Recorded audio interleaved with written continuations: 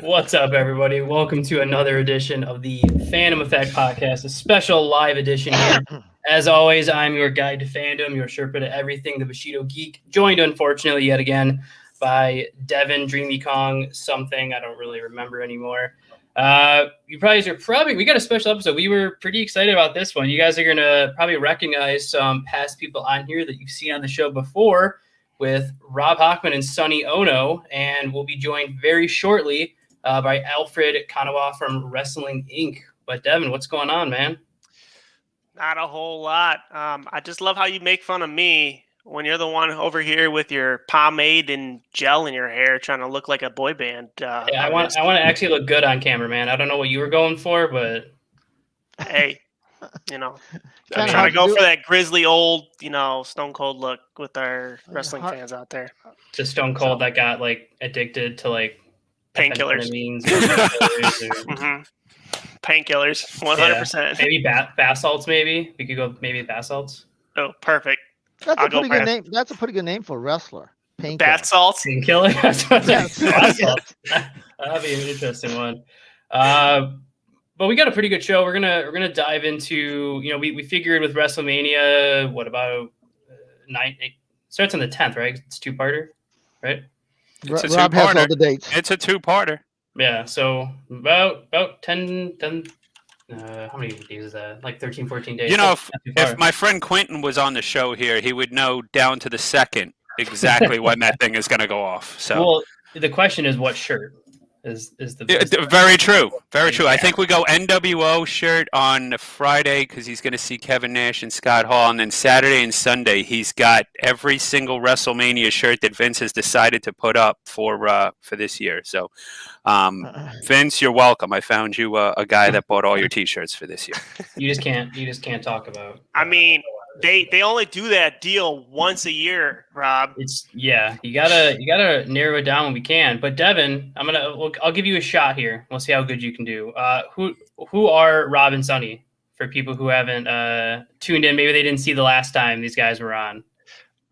Well, wait a minute. Before you answer that, let's qualify by saying, don't say last time we were on, because I came on because I was invited by Rob, and if you all remember, Rob just ditched us. It did cut out very quickly. What do you mean he did cut out? I did that. I did that so I could have my own hour on my own time. I just didn't want to share the screen with you, Sonny. You kind of told us later. I didn't want to talk about it. But Alfred, appreciate you joining in. So if you're just now tuning in, Alfred is back with the program. Alfred, we got Rob Hochman and Sonny Ohno as well. But Alfred, how you doing, my man? Good. Great to see you all. It's great. Sonny, it's a pleasure. It's great to see you all. Thank you for having me. It's great. I love the energy in this room already. Alfred, is that your real name or is that your work name? Oh, no, that's mine. I love it. Says this is nasty, and he asked me if Alfred's my real name. Absolutely. Alfred's my real name. You don't look like Alfred. It's that peripheral vision again, guys. It's that peripheral vision again. Yes. I mean, Al Roker is technically an Alfred. I kind of look like him, I guess. Okay. We're always questioning what Sonny's actually looking at. Yes, I have a Masasaito disease. I'm trying to see the reflection in your glasses, Sonny. I just cannot picture. I can't figure it out. The orange tint that's throwing me off. Everything else. Let me put my mask on, then you will never know what the hell I'm saying. There you go. You will not know what I'm saying, or I'm actually looking at. And that is an actual Sonny Ohno selfie mask that he sells for $99.99 on SonnyOhno.com. But he's actually never smiled that big in his life, so the mask is misleading. No, let's see that Rob has never seen me smile that big because he's never in a bedroom with me. Well, so, that's the reason. Well, I mean, someone's got to be the cameraman. I guess you're not having Rob did it. It must be somebody else. But now that we got everybody here, we'll kind of jump into some different. We're gonna switch between WrestleMania. I know Robbie talked about kind of jumping into Hall of Fame a little bit. But then also, I know we touched on this before we went live, but talking about WWE's move to Peacock, and Rob, a lot of your stuff personally that you worked on is getting taken down. So I kind of wanted to throw it to the three of you. Rob, we'll start with you, and then we'll go to Sonny, and then Alfred will cue to you. Just kind of get your guys' thoughts on the move in general, and then also them removing vast amounts of content. But Rob, like you yourself, I mean, personal experience right there. You're seeing your stuff get removed. I mean, what do you think? The move to Peacock was a good move. Obviously, from a business standpoint, $1 billion is $1 billion. But the sad part is the culture that we live in today, where they feel the need that they have to edit out basically 10 years of WWE, is a travesty. Why can't we watch anything, a movie, a TV show, wrestling, for what it is? It's not meant to be hurtful, disrespectful, certainly not racist or anything like that. And that's the sad part about is Godfather, I didn't think was a bad character. But now we don't got the hose. Now you can't even say the hose. Speaking from personal experience, I thought my work with Crime Time was one of the funniest things, and especially was a ratings popper when we first started doing those vignettes. I can't do that. They can't have that on the Peacock network now because it's offensive. I mean, it really was like watching when we put those together. It was sort of like the movie Friday and Friday After Next and things like that. We were trying to go for funny and not offensive, and I don't think we really were. So to have things like that removed, I mean, do you take Steve Austin off because drinking is bad? Do you take Steve Austin off because he gives the finger? Do you take Degeneration X off? Because I could tell you my mom was a school teacher of 30-something years, and when I was working with them and they were doing the crotch chop, she would come home from work and yell at me for, all of her students saying, "Suck it, we're not doing homework." So, that's a huge portion of everything that WWE did for, 10 years. Well, what's funny is that, and this is only because I do have it, and I've been checking it out lately. They just dropped a John Wick, they just dropped the Gacy docuseries on the murderer, and then they also have John Wick 1 and 2 on there as well. So how can you put stuff out that's like that, and you can't have certain aspects of WWE, which is basically like included in their history of why these people are who they are? That's the weird part, is you got two sides of the coin there, and where do you draw the line? And Peacock is big enough that, like the Disney network or the Disney network that's out there now, they've put a warning on there where if you're 17 and under, you may not be able to watch certain things, like Dumbo. Yeah. Believe it or not, Dumbo the cartoon. But if you're 17 and older or have an adult account, you can watch the stuff. So Peacock should have been smarter enough to say, hey, if we got someone who's 40 years old or 50 years old and grew up watching this stuff, they hopefully are smart enough to know it's not meant to be offensive. And if they're little kids watching this, maybe they shouldn't be watching it. I mean, maybe a little kid shouldn't be watching Road Dogg tell everybody to suck it. Maybe that's not the best thing to be going to school with. But I think you should have, like the ability to cut it off if need be. Yeah, you need to be able to. Some of it just comes to being able to, whether it's somebody else or something, just being able to suspend disbelief or tell you, like, what's acting and what's play acting, and versus like something being perceived as like actual, like, oh, this is real, or what they're saying. They mean what they're saying, and I think sometimes you could just use that reminder. So I don't know if it's just a simple fix, but I personally don't quite understand about removing stuff, especially when you consider how long the WWE Network existed for with this content on there. It's not like this is new content that people aren't aware of. I mean, wrestling fans know what this content is. They're going to know what's missing and what's not missing. You're not really gaining a lot by removing it, because those people who are new wrestling fans might not go back to watch stuff from the 80s and 90s.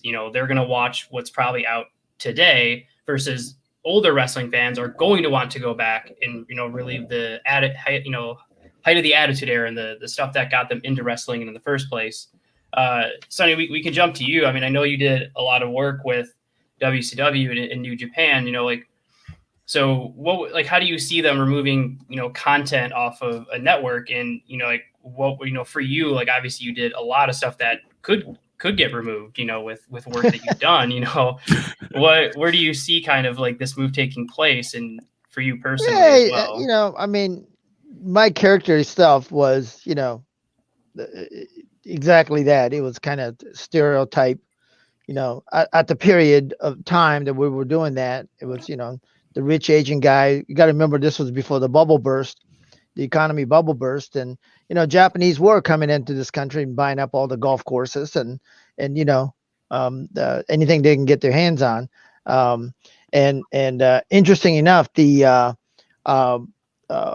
I was just thinking about the segment that people might find it offensive. We found it offensive when Ernest Miller and I were feuding with Buff Bagwell going into Roll Wild pay-per-view in Sturgis, and nobody really asked us if it was okay, but they did do, and I think it's still on there. At least it was on there before. I haven't looked for it since then, but since they went to Peacock, but there was a segment of Nitro where Buff actually painted his face. He did a black face, put a ball cap on, and he pretended to be like Ernest Miller, and came out with another guy who pretended to be like me with the Asian mask on. That's on there. So I mean, if that's not, it was offensive then and it was okay then, I can't imagine what it is now, but I believe that's still on there. You know what I mean? I mean, blackface is, probably not good today, and he wasn't good in 1940 when Al Jolson was doing it. And I can't imagine, if that's on there, somebody who's sleeping at, whoever is censoring these things, So, I mean, honestly, for me, it's a part of the history for us to go back and watch how it was, and there should be a disclaimer. If you don't want to watch it, don't watch it. But there should be a disclaimer. Say, hey, some of you guys might find it. Just like if we go to a movie, they'll tell you if it's PG, 13 or 17 or whatever it is. I mean, it's kind of shame that we don't get to see what history is what you're paying for. I think that's a big factor too. Is you're paying money for content essentially being removed. So where exactly where you're paying money for. Alfred, what about you from both just a fan standpoint, but also obviously as someone who does both podcasting and wrestling and work for Forbes, how do you see all this playing out? Well, you really touched on that and hit the nail on the head, Mark, by saying that these are paying customers who are watching this. And to me, this is an insult to my intelligence that they feel the need to remove a lot of this content. I think WWE is playing a very dangerous game. Now, when it comes to censorship, I get it. That's a whole different thing. This is standards and practices. They're working with NBC to scrub a lot of stuff. This is WWE history. A lot of people watch WWE Network for that classic footage. And if you look at their two golden periods, it was in the 80s, which was very tone deaf, and in the 90s, which was all about shock value. So a lot of stuff from the most classic, most popular periods is going to be subject to removal. But these are things that as a kid, I wasn't looking through the lens of wokeness or through the lens of, oh, that's racist or anything like that. These are things I enjoyed. I'm not afraid to admit, when I saw the DX segment, when they were mocking Nation of Domination in real time, it was some of the hardest I've ever laughed at wrestling. I didn't for 1 second think that, oh, God, these guys are being so racist. These guys, I understand the imagery is something that's problematic today, and it's always been problematic. And it's something that, should probably have a disclaimer. It's not something I'd like to see today, but I get it that it's a relic in time. And Sean Waltman has come out and talked about how he didn't understand the problem behind that, but that he's learned. And that's all okay. It's just an insult to my intelligence that you're going to now wipe it away. Somebody brought this in a comment where he said that it's basically a different service. It's PG-13 now. You're paying all this money to see WWE Network, but you're getting something that's probably not too different from what's on the YouTube channel or the things that would be allowed there. So what is it extra, the premium they're paying for if they want to see that classic content? Yeah, for sure. I mean, I laugh all the time because when me and Mark talk about different things, we'll send each other videos and say don't you remember when this happened, and send him clips and stuff. And it's funny because you almost get a pop out of the crowd and stuff now when somebody says ass on TV or, or this is bullshit. It's like, I get it. You're trying to get to a younger crowd and there's a lot of cancel culture out there, but at the same time, you have to understand your big fan base is all the people who have watched you through the 80s, through the 90s, who have grown up watching these people wrestle and don't want to give it up and enjoy it still to this day.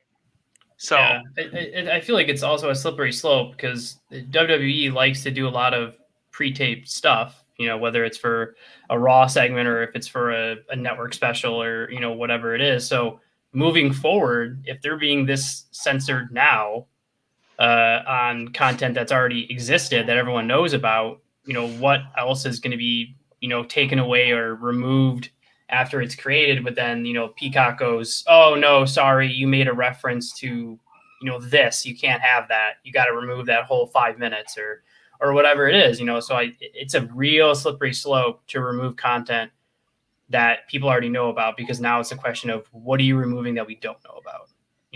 Where are you going to take this in the future? So it's no longer Hell in the Cell. It changes. Yeah. They're going to change. Well, here's the other thing too with that. That, but also, coming up this year's WrestleMania, you got to tell the backstory behind each of these matches. So what's the deal with Randy Orton who set another guy on fire? That's not cool. yeah, That's not really what we should be doing. So, but it's okay because he's a demon. Now, a demon's okay? I don't know.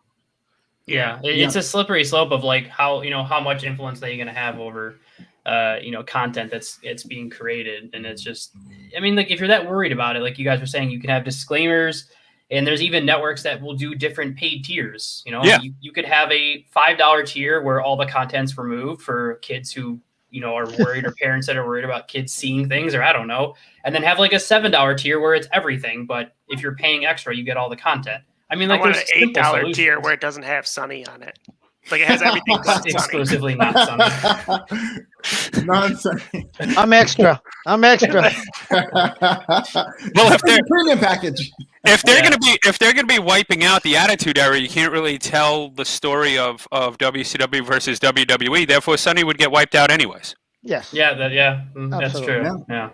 My fear is that they're going to keep moving the goalposts too. So in addition to the censorship, anytime there's a controversy that impacts one group of people, like, listen, my heart goes out to the Asian community with this Stop Asian Hate stuff and all that stuff. But now I've been hearing popping up, oh, they got to remove Kaientai. Kaientai is hateful now. Now that the guidelines in the country is that we have to stop Asian hate. So next time there's a sexual harassment scandal, they'll move more bra and panty matches, and it'll just keep being a different goalpost as to what paying customers can watch on WWE Network, which it's pro wrestling. It's escapism. It's guilty pleasure. And for this to be censored at the level that I think it's going to be really hurtful for this product.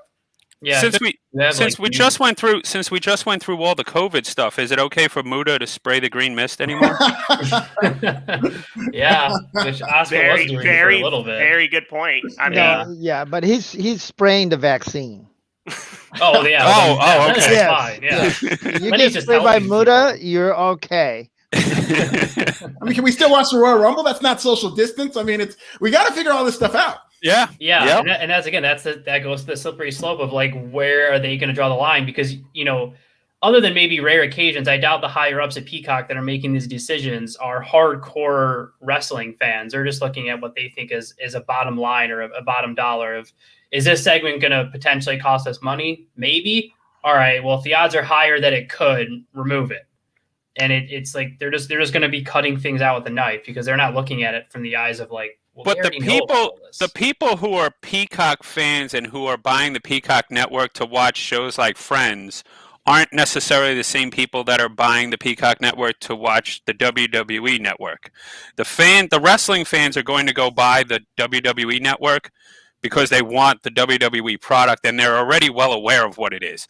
You're not getting, Joe Blow off the street to buy the Peacock network because he's like, oh, well, now this is where the WWE network's been my whole life. No, you've always known where it was. You just didn't pay for it. So I don't see how moving it to Peacock would now be offensive to people. End of the day, just like we pay money to go see a movie, whether it's, I don't like scary movies. No, you're not gonna give me, you're not gonna get me to pay money to go watch, spend my precious afternoon to go watch, pay $15 and go watch a scary movie. That's not my genre. But and same thing with this, right? If you're gonna pay, you're paying it to watch certain thing that you enjoy. So, like Rob said, if it's my freedom of choice to be able to, hey, I'm paying it so I can watch it. You don't need to remove it because and like I said, it might be a disclaimer that you have to click on. Says I understand some of these. You might find some of these, the visual segment or content offensive to certain group of people, but it's there for the movie. We know, when we go to a movie and people get shot, the actor's still alive, but we don't, it's a suspended reality, right? We don't constantly tell ourselves, well, he didn't really die because I saw him on Entertainment Tonight last night, we don't constantly, edit ourselves when we want to immerse ourselves into that situation. And that same thing, and whether we're watching old footage of wrestling or new, new content of WrestleMania, we want to immerse ourselves. We're grown adults. We know, and we might have to do that. You might have to click a button that says, I understand. And, I'm doing that as my own free will to watch this as entertainment and not as, documentary. Yeah, and sometimes it can literally almost be as simple as that, Yeah. and obviously, and now we got, and we'll jump to WrestleMania because it's going to be very interesting. With obviously some WrestleManias have had some pretty interesting stuff going on. Now, each of you have different experiences working, in doing stuff around WrestleMania. Alfred, we went to you last. We'll jump to you first this time. What do you? I want to start kind of asking, like, what do you think about WrestleMania essentially now being a 2-day event? And where do you see this year's WrestleMania going with potentially? I think they said they're trying to do, was it 10,000 fans or 12,000 or something around 25,000? Okay, is that what their new figure was? Okay. So how do you see this new WrestleMania going? And do you think 2 days is good with limited fans, or?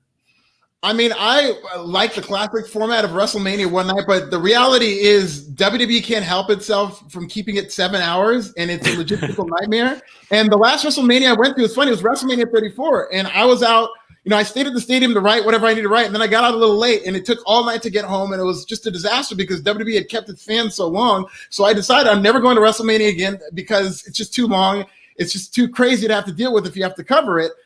But then they just changed to 2 nights. Now I'm definitely open to doing that. If it's 2 nights, they get to break it up just because I know how WWE is in terms of making the shows too long. 2 nights is perfect for it. So I know wrestlers who wanted 2 nights. I mean, Drew McIntyre, I interviewed him like last month, and he said that he would much prefer 2 nights than 1 night because it's just such a nightmare to have it one night, especially when it's 7 hours, that to break that up into 2 nights is way better.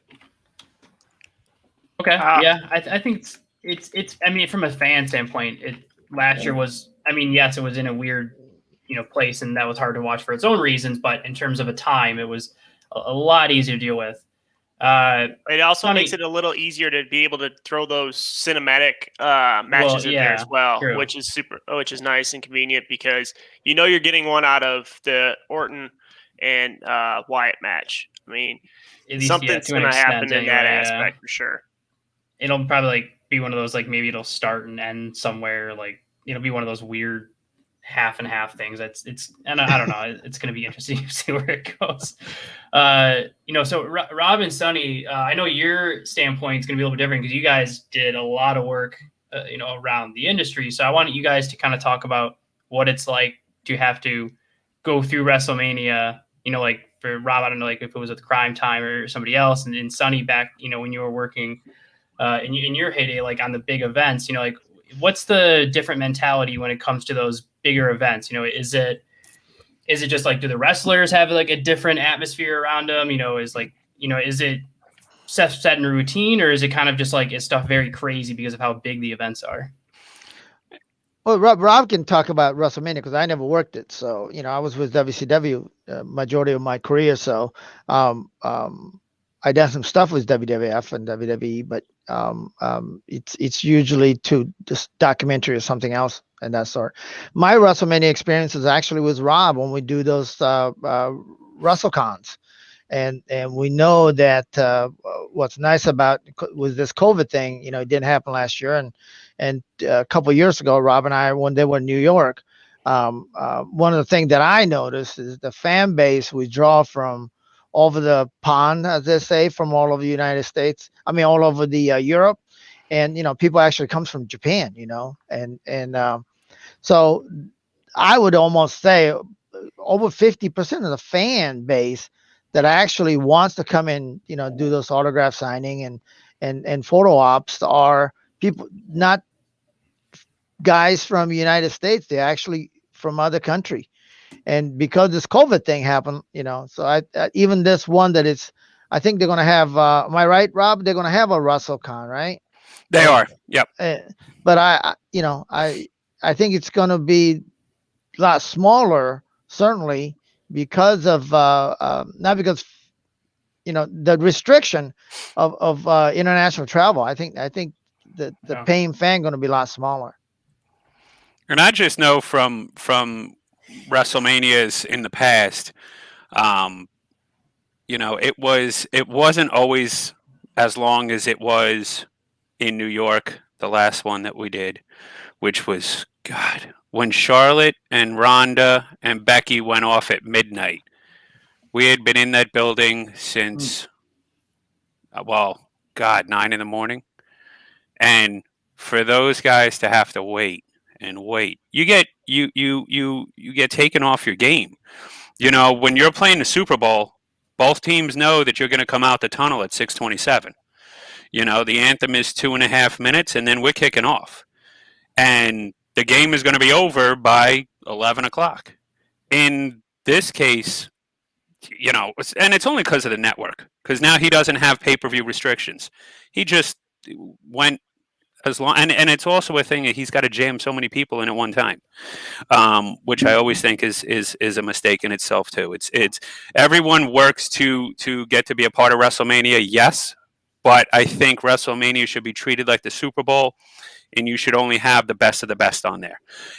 Do we really need Daniel Bryan jammed into the main event a week or 2 weeks before?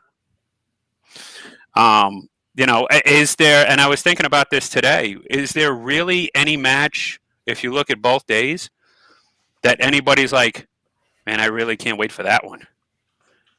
You know, other than the fact that Shane McMahon is probably going to jump off the pirate ship in Tampa Bay because he's got to do something stupid every WrestleMania. So he'll probably jump off the pirate ship in Tampa or get shot by the cannon in Tampa. You know, which I think could be offensive. It could be offensive. They may have to take that off the network, but because you can't do that these days. Other than that, I mean, you know, we're throwing together Kevin Owens and Sami Zayn. So with the 2 nights, you kind of have your, I guess you got to give the fans that the 25,000 or 30,000 that are going to be there, you got to give them their birthday, their bathroom breaks, as we like to call them, you know, back in the day. You know, this is going to be the souvenir and bathroom run. But KO's jumping off of something too. You know that's going to happen. But there are matches that are on this card that don't need to be there. Oh, you know, well, you're putting matches on. It's just better. You know, I mean, there's rumors now because of an Instagram post last night that they're going to do another mid-card match, and it's going to be Aleister Black in that mid-card match. For what? We haven't seen him in God knows how long. October. I think it was his last match was like mid-October or something, and a loss to KO, I think. I mean, I feel bad. I feel bad for the writers that are in that room that they have to go through. You know, when Vince comes in and says to whomever, "Hey, pal, we got 10 days. Throw together something for Aleister Black. We haven't seen that fucker in weeks." I love this shit. Thanks. And get me a raw steak. Okay, all right. But this Aleister Black thing, figure it out. Okay, all right. Let's see what we can do here. You know, I mean, do we crap on him because his wife left? What do we do? I mean, you know, Yeah. And you're giving me a whole 10 days to come up with a whole storyline. Woo! Yeah, and not to mention that she just signed somewhere. I don't know if it's been released yet. Where but she signed some short-term deal somewhere. AW. Hey, you know, there's also kick-arounds because they're bringing back ROH's women's division in a tournament, and people are thinking that maybe it's a short little run through there. It could be. So, I mean, it's possible because that way they can also bring Andrade into that too as well. Sure. But that would be shooting himself in the foot by having him go to ROH instead of AEW, to be honest. He's a great talent to me. So, I know that everybody has their own thoughts and stuff on everything. So we're going to kick it around and see, like, what is one match that you are kind of looking forward to seeing at WrestleMania? And we're going to start with Sonny on this one. Well, you know, I got to tell you, I don't really follow that much anymore. I'm actually been working with a lot of international stuff with Noah and Rob's favorite wrestling organization, DDT, and you know, I like the stuff that goes on Tokyo Joshi, and so, you know, I mean, I'm the wrong person to really ask about what match I'm looking forward to. Honestly, you know, I mean, obviously I follow watching the non-English speaking Japanese talent on WWE Network, but you know, other than that, you know, I'll watch them when I catch them, but you know, I really don't even follow their products. So, you know, you know, Rob is the one who's always calling me, are you watching this? No, I'm not. They screwed this up. Yeah. So, yeah, I mean, Rob's the guy to ask. And of course, you know, the man who's so-called Alfred, I don't think that's his real name, but anyway, that's those guys. It's all a work. Oh, clearly. Well, next I'll kick it over to Sonny's interpreter. Rob, how do you? What is the match since you're going there? I know you told us that you got your own pod set up over there and stuff. What is something that you're gonna be excited for either night? I was excited to see Roman and Edge. I hope they don't screw it up with Daniel involved. You know, and probably if I had to throw one more in there, it would probably be Sasha and Bianca Belair. I know Sasha can work really, really well, and obviously Bianca can hold her own as well. I would have liked to have seen them do something better with Asuka than just have Rhea Ripley come out and say, "Hey, I want a match." You know, but that's, you know, I would go with Roman Reigns. You know, because I think he's now coming into his own, and I really like the heel character that he's portraying, especially with Paul. Paul helps him out a great deal. You know, and then see what Edge can do.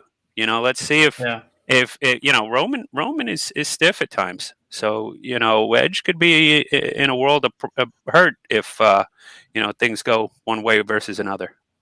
Yeah, there's I don't know.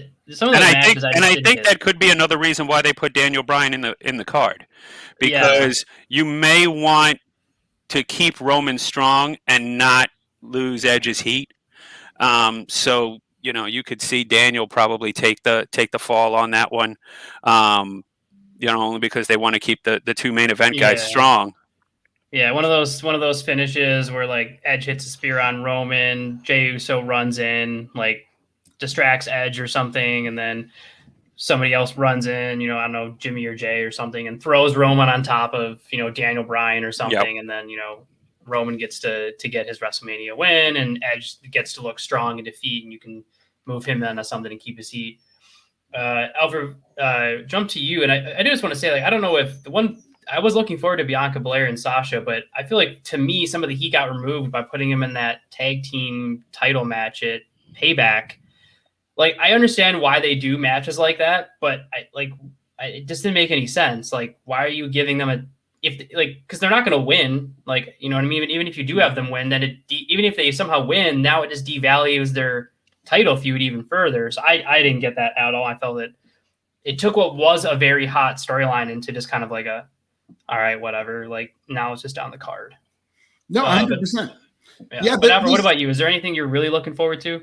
I mean, the only match I'm really looking forward to, there's a lot of matches that on paper are going to be great, I'm sure. Great athletes, great workers and stuff like that. But in terms of the stories that they're telling, Bobby Lashley versus Drew McIntyre is the only one to me that they haven't screwed up in terms of their major storylines. Like what you said about Bianca Belair and Sasha Banks is absolutely on the nail. This is the simplest story to tell between one woman who says she's the EST, I'm the best, one woman who says I'm the boss. So they each are competing based on who's better, and now they've decided to throw in Reginald and Nia Jax and all this mid-card comedy that it didn't need, so they screwed that up. I'm not looking forward to that match at all. It'll be great when it happens. I'm sure they'll have a great match, but the story they're telling doesn't make me intrigued. And then the Edge and Roman Reigns was just supposed to be Edge versus Roman Reigns, it seemed, but I think they screwed up booking Edge along the line because now he's a heel, and he was just so unlikable coming out of the Royal Rumble by being this guy who's just whiny, and he doesn't want anybody having a shot at Roman Reigns before him. And so now they've had to make it a three-way. And I was actually looking forward to Spear versus Spear, which is what they tried to do last year with Goldberg, and they couldn't do that either. So they just have a lot of bad luck with the Spear versus Spear storyline. So really the only storyline that I'm looking forward to is Bobby Lashley versus McIntyre, because that's a simple story, two monsters that they're protecting. And what do you know? It's actually built into a very worthwhile story in a world title feud. Well, Alfred, going off of that, let me ask you a question. With them wanting Drew to have his moment in the sun to raise the belt like he did last year, but he had no fans, so it kind of got taken from him. Do you 50-50 book Bobby and take the strap off him that fast? I mean, no. Like I this whole thing about Drew, and I'm with you, Rob. My heart, I do kind of feel bad that Drew didn't get his moment last year. Now here we come, and he might not get his moment this year. We shouldn't be booking for a guy to get his moment. Like I agree. This is like it would suck for Drew because he's worked hard, and I don't want to diminish his accomplishments. But Bobby's the hottest guy in the company right now. I really do think the right decision would be to have Bobby beat Drew, but I think this feud has been booked so well, I really wouldn't have that much of a problem if Drew won because they protected him. He's chasing the title as a babyface, and at WrestleMania, that's the type of ending that you would want, but I'd have no problem if Bobby Lashley went over in that because I think that's the right decision. Yeah, I completely agree, and I don't know if this is true or not. I'm looking into it right now, actually. Yeah, so we just got a message that oh no, Martin Boogeyman Wright passed away. But we do not know as of yet if that's verified. Wow. I do want to say that, while we have a current moment, and this is unfortunately a sad moment right now, I do want to state that, our Rob, this, we've talked about it already. Our prayers go out to Road Dogg and his family. Currently, we know he's undergoing some health problems, and we wish him the best as well.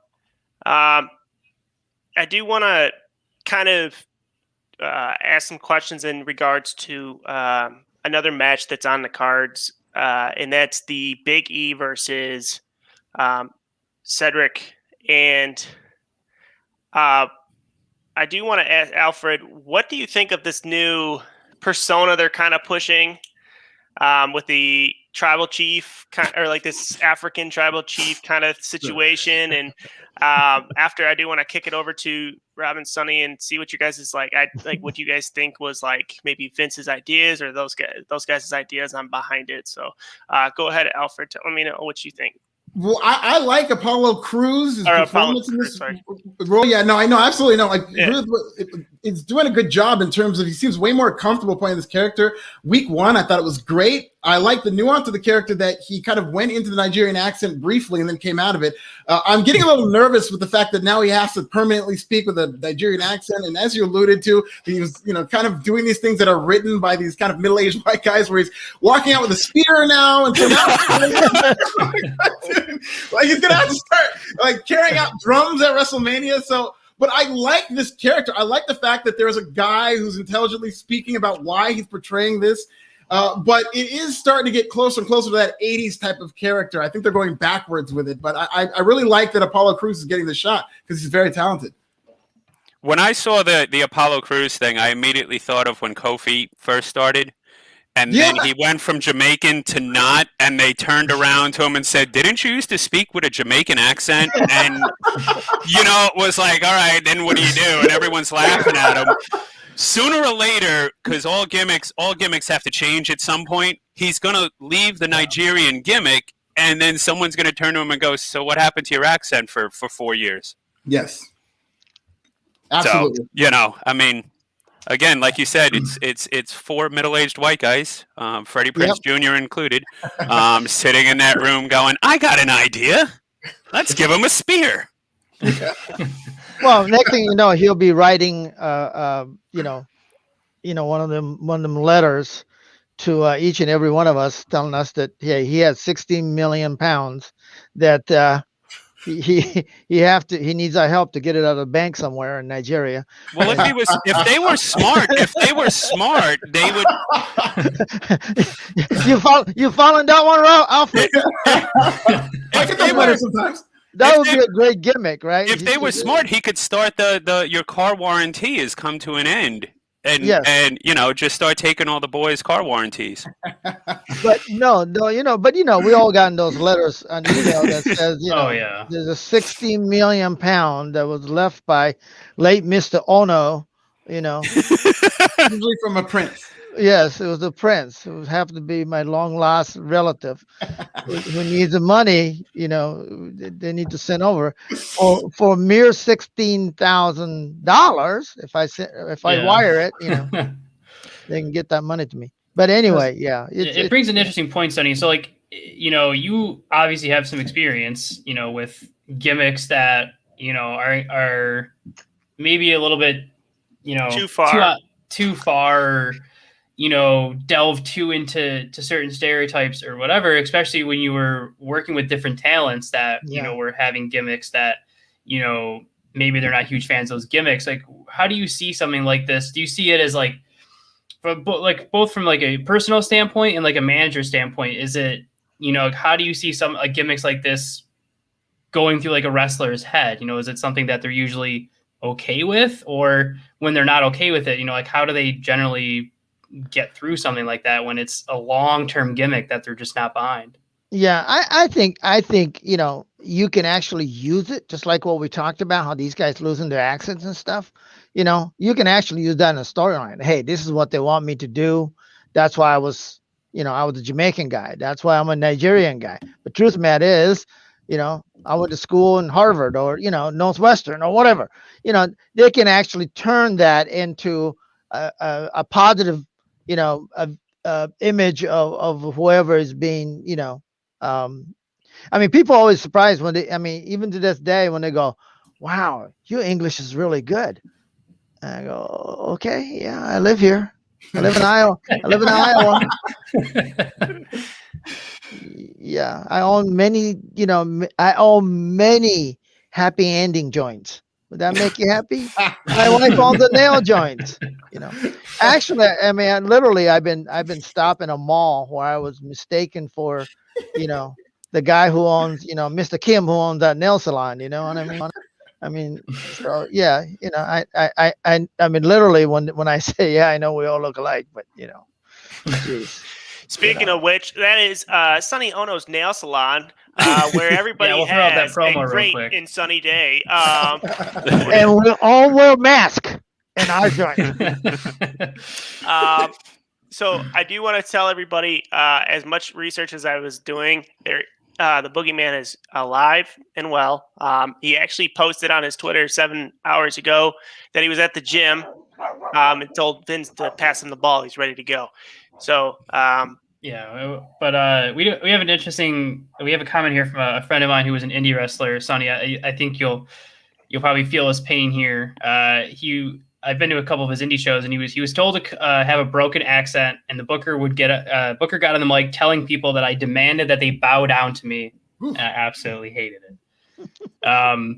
So, Sonny, do you have any, in your experience, what's it like for a wrestler when they have to go through a gimmick that they just can't wrap their head around? Well, look, you guys hit it on a nail on the head when you say you got a writer who's their life experience, is a middle-aged white guy who's their life experience of either is person of color, whether they're Indian or Japanese or Korean or African American or Africans in general. I mean that's where this come from, right? It's their vision that they want you to portray. Now some of the stuff is being Japanese. In 90s where I was just playing the character that the stereotypical, it's easy heat, you know what I mean? And because I'm educated here in the United States, so it was much easier, but I do find it some Japanese wrestler, I think, found it a little bit offensive or, felt a little slighted that's all you can come up with, I mean, even if you look at Hakushi, who was who was at WWE, WWF, who was a Japanese monk character, went around praying the whole time he was wrestling. I mean, so it's too bad that we can't get away from that. Here we are, and 20 years later, we still fighting that image, Yeah. But I like what WWE is doing right now with Asuka. She's I mean, if you know a history of her, I seen a match of her when she was 20 years ago when she was first starting out, and she was like one of those barbed wire matches, those crazy matches. She's the one tough lady, and that's why she's been in business for a long time, and that's why she's so talented. And Rob and I talk about this all the time. It's too bad that the frustration comes when they try to speak. If you have a broken English, same frustration we all feel, including myself, whose English is the second language. The frustration we feel when we get a customer service that the guy who speaks with terrible English, Indian accent, I feel like I'm in 7-Eleven, and it's more, believe it or not, it's hard on me. And I said this to Rob all the time, because since English is the second language, so if you speak to me in broken English, I'm constantly asking Rob, goes, what did he say? How much was my gas? What? I mean, you know what I mean? And that frustration that we feel, I think, comes through to a fan as well. When Nakamura or Asuka try to speak try to communicate in English, I think, last thing we want to be going to a movie or going to an event going, what'd she say? What did she say? What? Because we all want to be a smart fan and know the intricacy of what the storyline is, but if they cannot communicate clearly, that's when it becomes, and I'm not talking about just the foreign or a talent as well. They do it for there's an English speaking born in USA talent that can't communicate either. Now for those guys, they have advocate and to speak for them, and so I don't know why they don't do it for the some of the international talents. I mean, you brought it up last time we talked that and it needs to be somebody don't get me wrong, it was great to have Paige around for them for Asuka and Kairi for a little bit, but I know you mentioned before it can't hurt to have a Japanese to English person be able to talk for them and help them with their promos as well. Yeah, I mean, look, it's a suspended reality, right? So when you got Paige, Rob brought this up. We talk about it all the time. When Paige was managing, how does she communicate and be a manager when she's at the ringside telling their talent if they can't communicate? Yeah, if she doesn't speak, if she doesn't speak Japanese, and they don't speak English, then you're like, what are you telling them to do? You're gonna mime to cover a leg? I don't. What do you right? Do that one of those moves. Do a roll up. No, a roll. Oh god. I get your point though. That's how Sonny and I used to start doing our autograph sessions way back when we first started working. Oh yeah. You would just try to mime to Sonny like With no, the marker, sign the your autograph, Sonny. name. No, not them, Sonny. Sign the autograph. We'll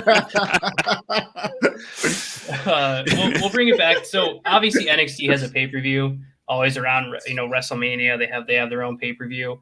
I've noticed this last couple of years because obviously NXT wasn't a part of Survivor Series this year. I mean, they said it was because of COVID that they didn't want extra people in the arena or whatever. Do you think it's a missed opportunity that NXT doesn't get involved in WrestleMania more? I mean, I know they've had some of the matches appear on various cards before, and people make random appearances or whatever. So I know NXT has their own pay-per-view, but like since you do have it on 2 nights, I feel like it's kind of I feel like you do have an opportunity to push up, like kind of elevate your younger talent, especially if you are trying to compete with AEW, who showcases all of their talents on their YouTube show, like to try to get them on multiple screens to elevate other talents. Do you guys see like it's a missed opportunity that NXT is so separated from WrestleMania when it's obviously like their biggest event of the year? Well, if you're WWE, would you really want the NXT guys on the show? They're clearly going to outshine any match that's going to be on WrestleMania. Yeah. So if you're the true. WWE guys, and when I say the WWE guys, I'm talking the Raw and the SmackDown guys, and you're looking at a Finn Balor coming in with Karrion Kross. Do you want that on your night? Because I sure don't. Yeah. I mean, I'm trying to just get through my Randy Orton and Bray Wyatt match, which is going to tear the house down. Not, but I would love to see Karrion Kross on WrestleMania, mainly because of Scarlett. But that's a whole nother ball game.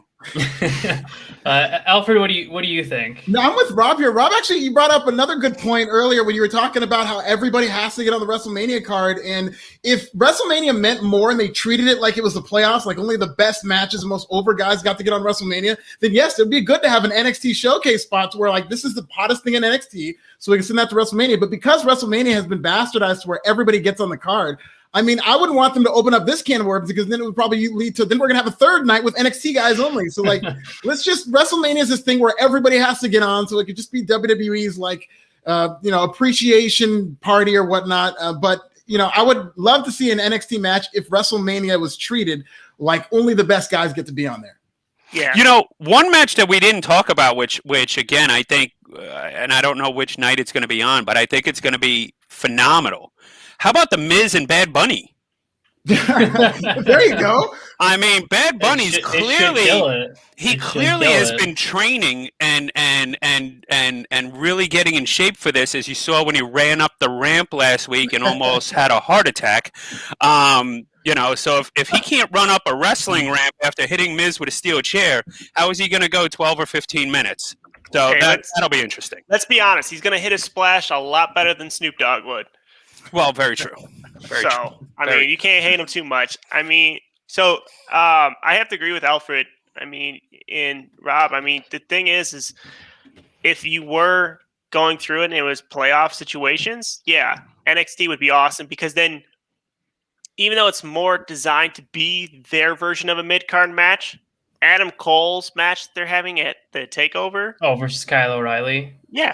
I'd love to see that. They always have great matches against each other. Because of, like, obviously the feud that they're going with. I mean, you can agree to disagree on breaking up the Undisputed Era or the way they went with the feud. Personally, I feel like if you were gonna do it, I feel like you should have at least maybe, I don't know if giving Cole the title would have made sense again, or not. But I feel like putting him with Finn Balor didn't make any sense. Like, you turn Adam Cole, like, super heel, essentially, and then he immediately loses to Finn Balor. If you were going to go Kyle O'Reilly, maybe hold off on the match, because now Finn Balor is going off in different directions and it has nothing to do with, I don't know. To me, that match made no sense. It kind of just seemed like it was just wasted, but yeah, I agree with you on that. I feel like they're going to let those guys do what, you remember like the first match that Gargano and Ciampa had back in the Cruiserweight Classic, when they just completely tore the house down and just just the way how hard they were hitting each other. I feel like they're going to give Kyle O'Reilly and Adam Cole like that level of freedom, like considering how they're building this feud of like go that crazy. So yeah, like, to your point, Devin, if if that was, let's say, night one, right, and you're, Bad Bunny and The Miz, where it's probably over in 3-4 minutes, with, Damian Priest, I don't know, for some reason getting involved or whatever it is, Bad Bunny gets his hand raised, and then out comes, Adam Cole and Kyle O'Reilly, and they tear the house down for 25 minutes. And the entire place is going completely insane. Imagine trying to follow that match if you're just something with no buildup. Well, that's or the thing. that has no storyline. Even with Roman Reigns and Edge, or Bobby Lashley and Drew McIntyre, if you asked them personally, and they were truly honest with you, I don't think they would want to follow the Kyle O'Reilly Adam Cole match. They wouldn't want to go. They wouldn't want to follow that. They wouldn't want to follow Karrion Kross. They wouldn't want to follow half the matches at NXT, only because, let's be honest, NXT has a lot more freedom to do what they want with their matches than Raw and SmackDown does. And anybody who goes back and looks up the Kyle O'Reilly, Adam Cole feud that they had in Ring of Honor, if they do a quarter of what they did in Ring of Honor, it's going to be tremendous. Yeah, and that's like, and it's sad that, like, to Alfred, like, to your point earlier about WrestleMania getting devalued so much past couple of years, when you're more looking forward to NXT, the NXT pay-per-view, than you are really WrestleMania in general, and you're just kind of watching it because you're like, oh well, I know some of the matches will be good, but I'm just watching it because I know I got to talk WrestleMania with, whether it's friends or for the the podcast or whatever. And I think that's sad when you're like, I just would rather watch NXT. Like, I'm like, you're like getting all hyped for that, and they're like, oh right, yeah, WrestleMania. Like, and it's I truly believe that NXT, and Rob can kind of confirm this with me, but I think NXT talent like where they are. It's I remember back in the days, when there was Young Dragons and 3 Counts and those guys, those guys, Jimmy Hart's, guys. Jimmy took these younger guys and athletic cruiserweight guys and made them to a group, and they like being on Saturday night shows and our syndicated show because we could do a lot of stuff, pretty much what we wanted. We go to Jimmy ran the show for a while, and we go, hey, what if we do this? Can we do that? And goes, oh yeah, go out there and do it. Well, this is how we like to take it and feud with these guys. They would let us do it, and we would have a little thing going on. And next thing I know, we get a call. 3 Count will get a call up to Nitro, and they get called up and get killed by, Perry Saturn and a bunch. And just kill all their heat, and I think if I were NXT guys, talent, I like doing what I'm doing and learning and cultivating my fan bases, not to, back in the days being called up to let's say up to the Nitro or to the Raw might be a great thing back then. But, as of state of television now, or how it's being booked, if I was NXT guys, I like being in NXT. Yeah, there's a reason why Aleister Black, before he, tried doing whatever he did his first request was to go back to NXT and wrestle back there. It was very quickly denied, but there's a reason why his first instinct was to like, well, if don't release me, but just send me back to NXT and we'll be good and I'll be happy. And you can see how well Finn Balor. You can agree with the choice of making him champion or not, but how well he's being booked since he's been down there. You compare that to the last year on the main roster. It's like they gave him 2 Intercontinental title runs, but they were a joke. They didn't mean anything to him, and now he's been NXT champion for however long, and being booked very well. So yeah, I definitely agree with you on that, Sonny. Yeah, I remember him. I remember Finn being from New Japan. He was a young boy there when we were back there, and he was amazing. Amazing talent then, and he's certainly better. And if you look at a lot of these great talent, the guy who can really go, because when they train in Japan, when they wrestle in Japan, either New Japan, Noah, or wherever, or Japan, one of the things that we don't talk about or people don't understand as far as from talent perspective is that those guys are in a shape because when they say 30-minute one fall, a lot of time they do go 30 minutes.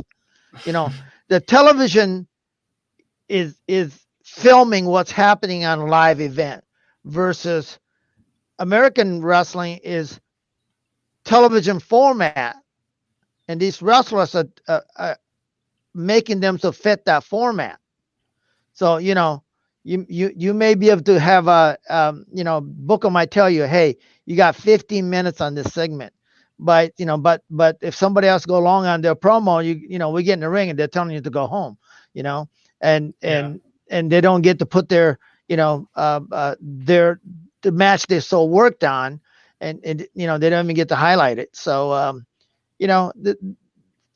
one of the things I would like to say is that, like Finn and those other who worked in Japan, from AJ Styles and on, those guys can go. They can go for, they're in shape, and they can, and how tough the Rob and I did a couple of Noah matches, how stiff those chops are. It's just like, it's like, how back in the days we used to watch boxing and they show a slow-mo of, somebody getting punched and the jaw would kind of flip around and sweat will go flying. That's what you get to see in some of those matches. And this little critique of the day, I was talking to some of the Japanese fan, and they were saying, God, New Japan, some of their matches are becoming more towards entertainment, WWF kind of matches. So, they're leaning towards the Noah matches because they're just as stiff as he could be, they really suck you into believing that these guys are trying to kill each other. Yeah, which sometimes it's like you can suspend disbelief, but sometimes you want to just pretend that you don't have to for a little bit. Right. And these guys are really just trying to actually kill each other. Well, Rob and I saw a match. A couple of guys got knocked out in pay-per-view. Yeah, I never even talked about that. And it was like, it's like I said, it's, you want a little disbelief that, maybe these guys do have some beef, or at least be able to pretend for a little bit that there's something else going on here. I know we're going to be wrapping up here pretty soon. So one question I do want to ask each of you is, obviously we talk about this year's WrestleMania in different cards and stuff, but what were, some of each of your like favorite WrestleMania moments, like growing up, what to you was like that WrestleMania moment that sticks out in your head? Just that, when you think WrestleMania, I mean, maybe not now, but when you used to think WrestleMania, that was like your go-to thought. Rob, we'll start with you. God, probably Hogan slamming Andre. I know that's cliche. But actually, today's the anniversary of it. Yeah. Yeah. That's the first one that really hooked me. And then as I got older, obviously, Road Dogg doing his gimmick in the ring, and actually on his son Dustin's birthday, cutting a happy birthday promo into the "Oh You Didn't Know" gimmick that he cut at WrestleMania, which was pretty cool. And of course, working with Mike Tyson when he was in DX / helping Austin was always fun. I have to follow Robin, same thing. I mean, it's an iconic moment, right? I mean, when Andre passed the torch, per se, to Hogan, and slamming him, that's the WrestleMania moment, as far as iconic. And not to mention, I have his mask, so I have to plug that, and that'll be. Yeah, Robin and I will be on that show. Thing, April 12th on A&E. Get ready. Yeah, Sonny's got the fabled mask. Yeah, Rob's worried about his segment being cut because I didn't sell him the mask. But Hate's not going to put me in the show now. Yeah, yet again, Sonny's just derailing all your stuff there. Rob. All the time. Yeah, all the time. It's been like nonstop, at this point. But Alfred, what about you?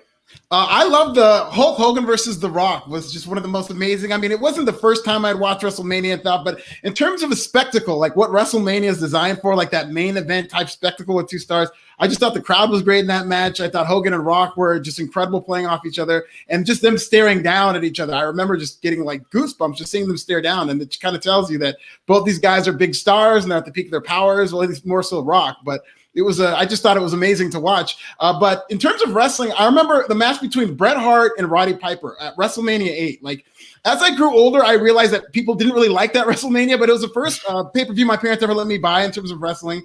And I recorded and watched that whole pay-per-view like a million times. And Roddy Piper versus Bret Hart was just like an insane match. Like, Bret Hart was bleeding, and it was like one of the first times, I think, maybe it was the first time Roddy Piper ever took a pinfall loss. It was the first time I remember seeing it happening. And I thought it was just such a great match that really kind of got me into Bret Hart and got me as like a real wrestling fan, like indefinitely.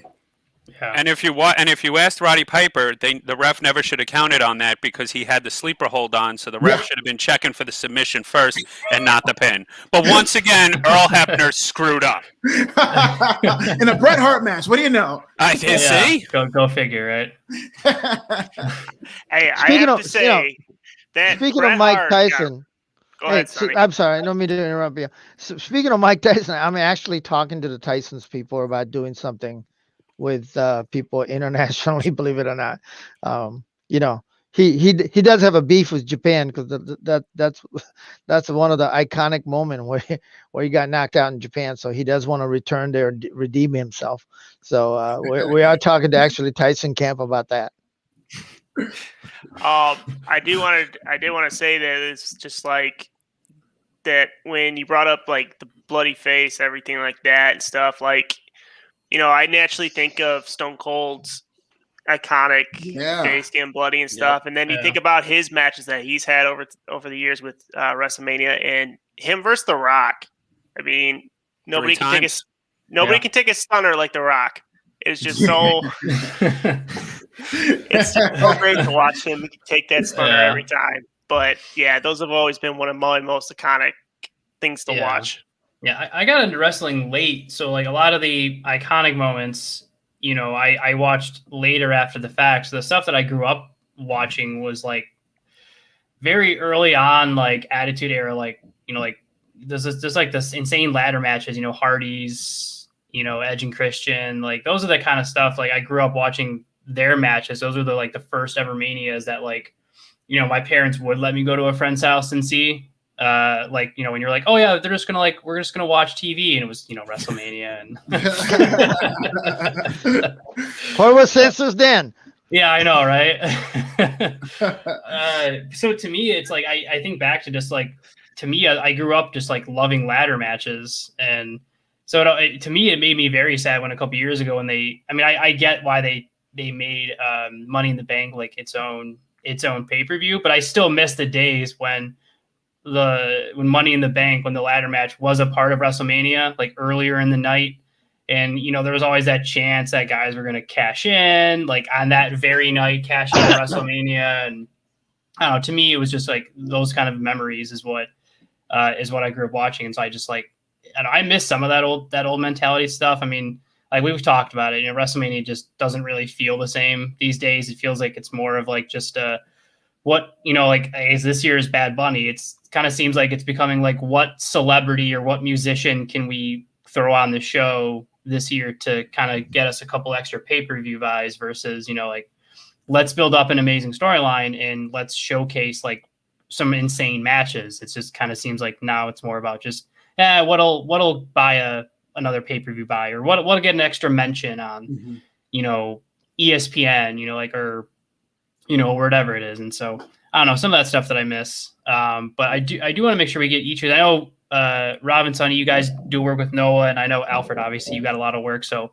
I want to make sure each of you get a chance to talk about the work you guys are doing and where people can find it. Alfred, we'll jump to you first. What kind of work are you doing? I mean, obviously I know I mentioned like Wrestling Inc. and stuff, but like where can people find some of the stuff that you're doing also and kind of keep up with the work you're doing? Sure, it's Go On Wrestling Inc. I'm on the podcast every Wednesday, and I do a pay-per-view podcast too and stuff like that throughout the week. And then I'll go on Forbes and read my articles. Alfred Konuwa, I got some up today on the Peacock deal and the censorship and stuff like that we were talking about earlier. So, and follow me on This Is Nasty at Twitter and Pro Wrestling Bits on YouTube. All right, Rob and Sonny, who wants to talk about? Hit him with it, Sonny. Hit him with it. Well, I work company called Cyberfight, who's a promotional company who bought Pro Wrestling Noah earlier in the year or about a year ago, and of course they have another pro wrestling company called DDT, which is Attitude Era times 4. They have, I mean, they push the envelope like no other. Rob and I have to sometime call those matches, and we have no idea what's going on in the ring. But they do, they do have intergender matches that is pretty amazing. Rob's favorite, Akai Saki, that we're working with. We're working to bring some of those great Japanese talent. Another company to work. Oh man! Oh, right, no. right at What the is your height. business? And you were worried about my internet connection. Yeah, know. and Sonny That's gave the you best part. Sonny gave you some crap for Sonny gave you crap for your internet, and then his goes out. Oh God, I'm so sorry. I was gonna put you guys over. I just want to say, in case Rob gets put away, Rob and Sonny, you guys do a great job doing that commentary and stuff like that. Thank It's, you. Really Thank awesome. you. Mark actually turned me on to it. And he was talking about it, and I checked it out. You guys are awesome on that. Thank you. Well, we try, and hopefully, hopefully, if they get their act together, and we can get our stuff together here in the United States, we'll be able to do a lot more with them in 2021, which will be a lot of fun. Like he said, we're trying to get. I know Maki Ito started working with AEW for a little bit. She comes out of that Tokyo Josh that Sonny was talking about. So, if they can get more of that talent over here to get more eyes on the product, it's only going to be better for us when we're doing our Fight TV shows, because they all go back home and they all wrestle for DDT, for Noah, for Josh. So at least if they get on a couple WWE or AEW products, it'll put more eyes on us when we're doing our shows. Yeah. And like for everyone that's watching right now, if you're wondering, that's the Fight TV app. I would assume, Rob, if they download the app, they can catch the Noah stuff on the app. Yep, you can download the Fight TV app. You can actually also cast it to any smart TV from your phone, so it always works. There we go. Oh, okay. He came back. Yes, Oh. it was a Japanese satellite issue. You gotta pay your bills. Hey, yen doesn't go long ways anymore. But we got a lot of stuff going on. I'm sure Rob filled you in, yeah, he finished the Noah. But do you guys want to tell a little bit very quickly about the A&E show that you guys are? April 12th, Wrestling Treasures with WWE and A&E. We filmed an episode doing the Andre the Giant Machine mask. There's only 2 of those in the world. Sonny has one. The other one is in Ellerby, North Carolina, at a museum dedicated to Andre the Giant.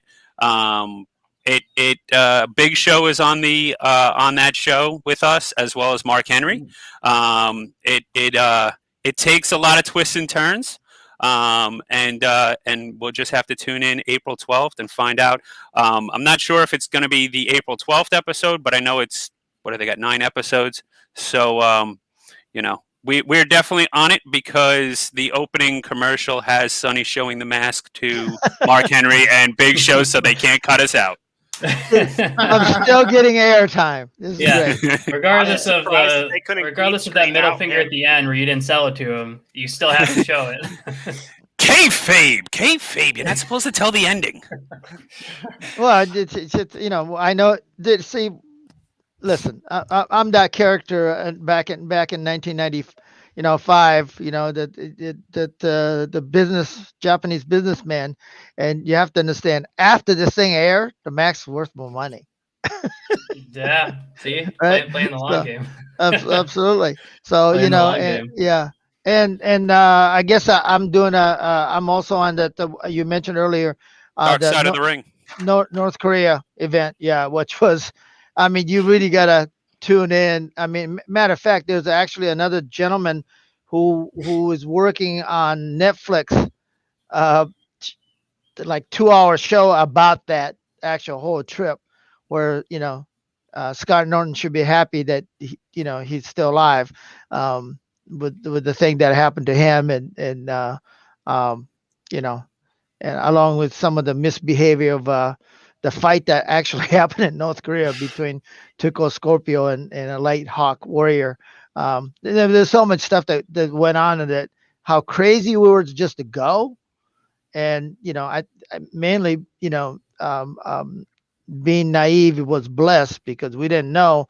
Consequently, some of the people that went over there in recent years came back, or didn't make it back. But we were told when we got there that by Mike Chinoy of CNN said to us, do you realize only American who've been here beside me is people either been shot down, captured, and they're still here. But you had Ric Flair with you. They couldn't have done anything. Yeah. Yes. Ric Flair will. Well, I know I was safe because they would have kept Rick and not me. So that would have been probably a little bit hard to explain. Like, oh, where's Rick? It's just he didn't make the right statement. Yeah, who's Ric Flair? I don't know who that is. But no, I mean, I'm sure Devin. I'll give you a quick chat, but I mean, just for me, we came up with this idea like after we had individually talked to each of you. Like Alfred, I had interviewed you, and then we had talked to Rob and Sonny on different occasions, and we came up with the idea of like trying to see if we could get all three of you together just to talk like wrestling in general, and just kind of like be able to very casually just kind of talk it. So very happy that we were able to get this, done today and get all you guys on and make sure everybody had time. So just first want to say thanks to everybody, all three of you, for taking the time to all come on and just, share stories and just talk wrestling. So I just wanted to make sure I definitely say that. So I appreciate you guys coming on. Yeah, well, I talk to Rob weekly, but this Alpha E. Newman character that I always thought the guy was freckle face, ginger guy. and now that now the technology has shown us what he really looked like. This is Alfred E. Newman in blackface, is what it is. They're running his internet again. Yeah, there we go. Anyway, nice to meet you, and I still don't believe that's you, but you probably have an alias. I understand kayfabe, so exactly. Gotta have the wrestling kayfabe. Of course, if you're watching this live, or you everyone know if anything that the guys have mentioned here, whether it's the A&E show or Alfred's YouTube or the various different things that each of them have mentioned. Well, when this episode does get released as an actual podcast episode, we'll make sure that we post all the links to everything like that, so you can catch all the guys on all their work. Especially, we'll make sure to throw up a link to Fight TV, so you can go ahead and check out Rob and Sonny doing the work with Pro Wrestling Noah, and some of their commentary on there, and just the various different stuff there. So we'll make sure we throw all the links on there. You guys know you can follow our show at Facebook and Twitter. Very simple, at Phantom Effect. Devin, I'm going to throw you on the spot. Where else do we have stuff? And do you want to do a quick wrap up yourself too? Yeah, I do also want to let everybody know too that if you can't understand Sonny, there is a bunch translation of app, translators, and ways to learn Japanese. He's more than welcome to talk to you and teach you how to do that. But everybody else, you can find us at our Patreon at patreon.com/Phantom Effect Podcast. You can find us also on Mark's Twitch, which is twitch.tv/Bushido Geek, our Facebook page, and also found on the Scene Snobs Network at 8 o'clock every Sunday when Mick actually lets us go on. And Mark also has a show on Saturdays, Nerdtainment Tonight, which he talks about all the different things going on in nerd culture for the week.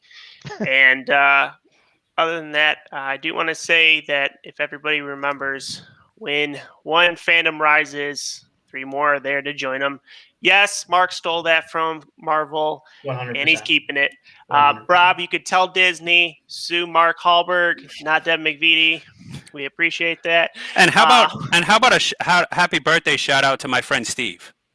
Okay. My No, friend yeah. Steve. Happy Happy birthday. birthday, Oh, yeah. Steve. Happy birthday, Steve. Yeah. Well, you And know- Road Dog get better soon. Yes. Right. Yes. Always. Yeah. Yeah, actually, Yeah, I prefer definitely the make Road Dog sure- get better soon than Steve's. Yeah. However you can, however you can share your well wishes for Road Dog. I don't know if he's got a Twitter or whatever, but if you find a way to somehow He does. send positive tweets at Road Dog, however you can send some positive energy his way. Please make sure to do that. We wish him the most speedy recovery possible, and hope that he comes back, stronger than ever, and is able to bounce back from this. And definitely hoping the best for him. Of course, if you guys do want to catch past episodes, just pick a podcasting platform. We'll be on there. Doesn't matter what it is. We'll be on there for you. New episodes every Friday, bright and early. Bonus episodes every other Tuesday. And if there's anybody that you'd like, if you want to talk to any of these guys again, let us know. I mean, probably minus, Rob, but, Sonny and You guys Alfred can will afford bring, me. Sonny and Alfred will bring Can him we again. can we do the Japanese version of this now? All right, go ahead.